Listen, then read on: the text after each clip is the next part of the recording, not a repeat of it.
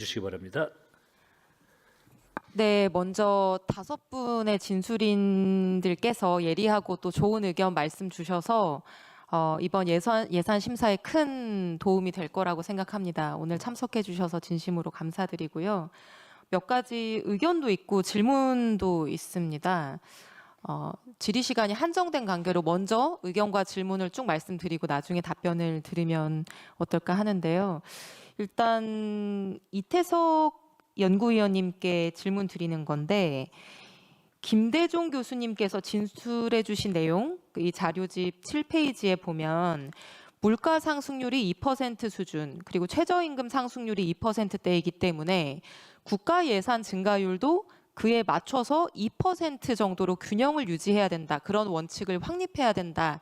이런 의견을 말씀 주셨고, 그런 관점에서 이제 이번에 심사할 정부 예산안은 굉장히 좀 과다하다 이런 의견을 주셨는데요.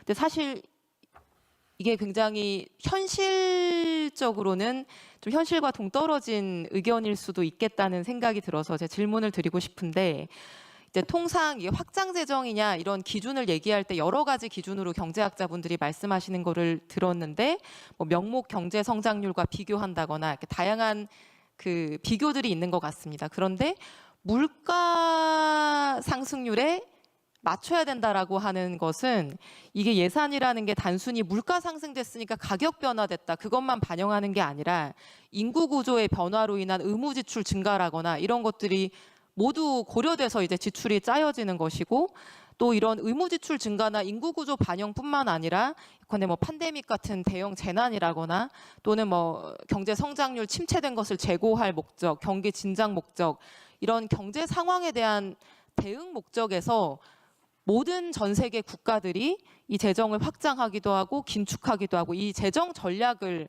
하나의 정책으로서 사용하는 것인데, 이런 물가 상승률 2%에 맞춰서 지출을 증가시켜야 된다. 그 이상은 과도하다라고 하는 것이 통상적이고 일반적인 의견인지, 또 재정의 측면에서 좀 어떤 의견을 가지고 계신지 질문을 드리고 싶고요.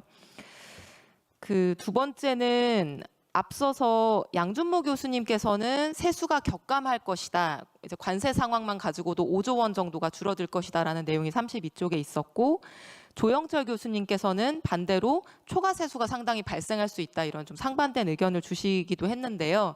물론 예산실에서 뭐 답변 세수 추계를 예산실에서 하시는 것은 아니긴 하지만 뭐 너무 상반된 의견이 있기 때문에 이 부분에 대해서는 코멘트를 좀 기재부에서 주셔도 좋을 것 같다는 생각이 들고요.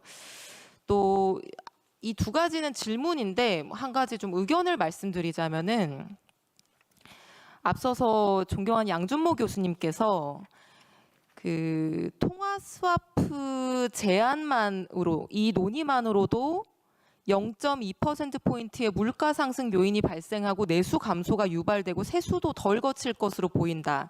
이런 분석을 33페이지에서 제시해 주셨고, 다음 페이지에 보면 노란봉투법으로 인해서 하방 리스크가 증대된다는 내용에서 노란봉투법 시행으로 50% 파업이 증가하면 1조 2천억 원의 GDP 감소가 예상되고 2,800억 원의 세수가 감소될 것이다. 이런 의견을 이제 주셨는데요.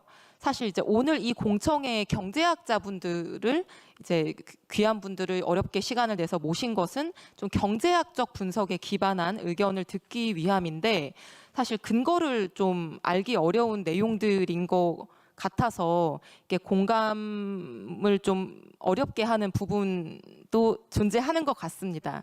예를 들면 이 33페이지 통화 스와프 논의만으로도 물가 상승 요인이 이만큼 발생했다라고 하는 전제가 9월 15일부터 한 달간의 환율 상승이 전부 이 통화 스왑 논의에 의한 것이다라는 전제인 것인데, 이 환율 상승을 전부 그것에서만 기인한다고 볼 수 있는가라는 의문이 들고, 또 추가적인 구체적 근거는 제시되어 있지 않고, 노란봉투법 시행으로 파업이 50% 증가한다는 전제 자체도 전혀 근거가 제시되어 있지 않고 아직 시행도 되기 전에 일에 대해서 너무 단순하고 과장된 숫자가 제시된 게 아닌가. 그래서 경제학적인 분석에 기반한 의견으로는 조금 이해하기가 어렵다는 의견을 한 가지 말씀드리고 싶습니다. 그리고 이어서 질문을 이태석 연구위원님께 또 한 가지 더 드리자면요. 지금 앞서서 진술인들의 진술 중에서도 이번 8.1% 총지출 증가가 과도한 팽창이다 이런 이제 의견이 있었는데 이게 과도한 팽창으로 보시는지 아니면 어떤 경기 회복을 위해서 채택할 수 있는 수준의 확장이라고 보시는지 이 부분을 이태석 연구위원님뿐만 아니라 우석진 교수님께서도 좀 같이 말씀해 주시면 좋겠고요. 그리고 또 이게 뭐 총량적으로만 얘기할 것이 아니라 이번 예산안에서 조금 특별한 특징 같은 것들도 이제 여러 부분이 있는데 지방 포괄 보조금이 이제 예년에 비해서 한 3배 정도 확대된 부분이 조금 특징적인 부분이라고 생각합니다. 이거는 지역에 좀 자율성을 줌으로 인해서 좀 지방 재정 정책의 효율성을 높이자 이제 이런 취지라고 저는 이해하고 있고 또 국가 균형 발전의 측면에서도 좀 순기능을 할 수 있겠다는 생각이 드는데 이 지방 포괄 보조금을 기존보다 대폭 확대해서 지방의 재정 자율성을 조금 더 부여하는 것이 어떤 이런 정책의 효율성이라거나 균형 발전이라거나 이런 측면에서 효과가 있을 것으로 보시는지 조영철 교수님과 이태석 위원님께 의견을 듣고 싶습니다. 그리고 마지막으로 우석진 교수님 이제 자료를 보면은 지출 구조 조정이 굉장히 바람직한 방향이다. 그리고 아주 인상적이다. 이렇게 긍정적인 평가를 해주셨는데 사실 이제 지출의 효율화라고 하는 게 일회성으로 그치면 안 되고 이번 기회에 이 지출 구조 조정 내역이 투명하게 공개된 것도 그렇지만 이제 효율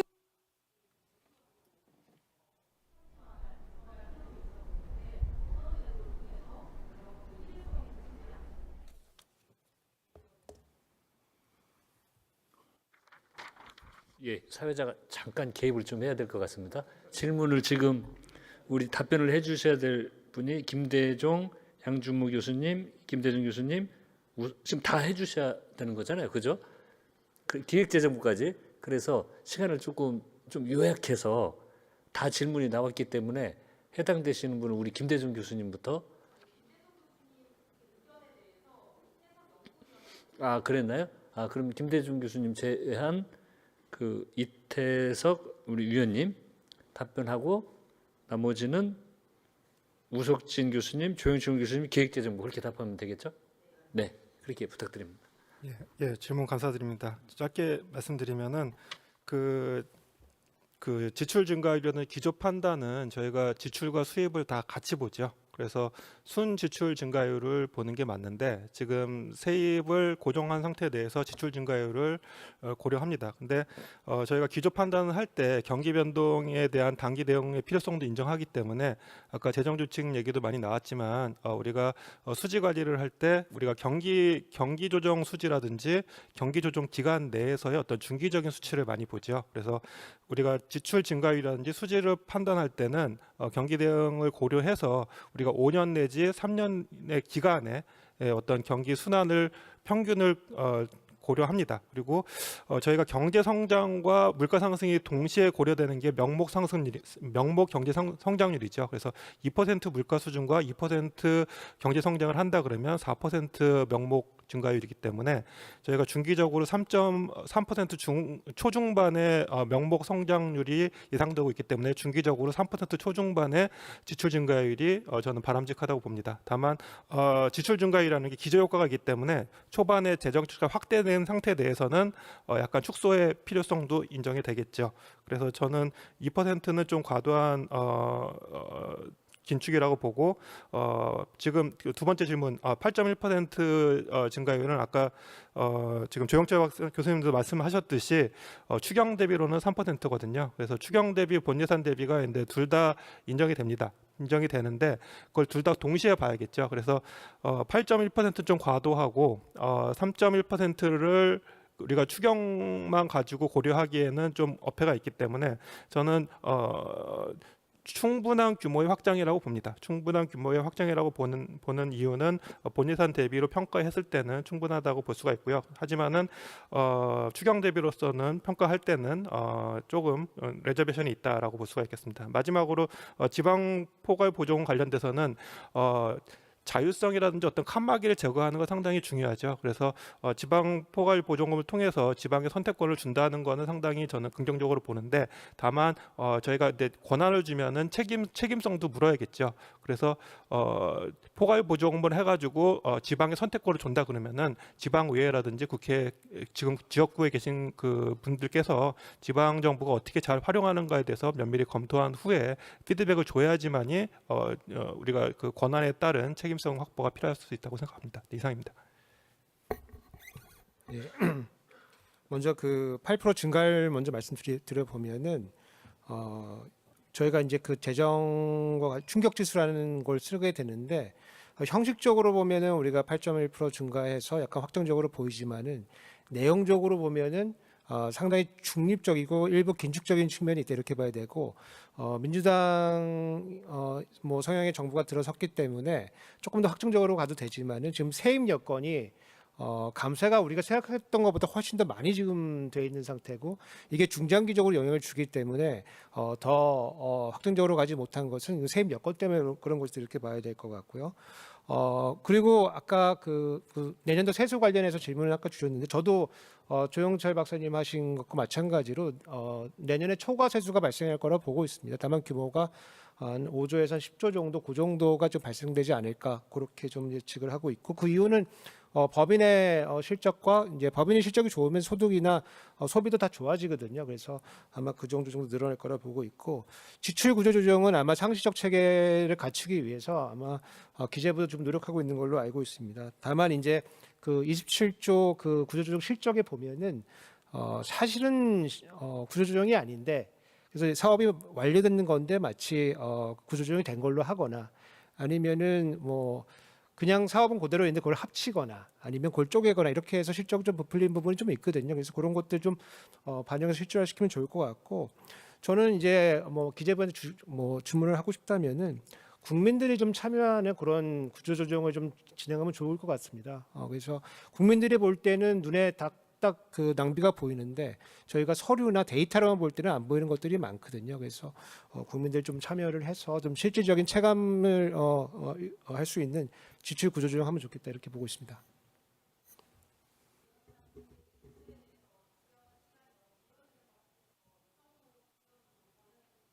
네, 네.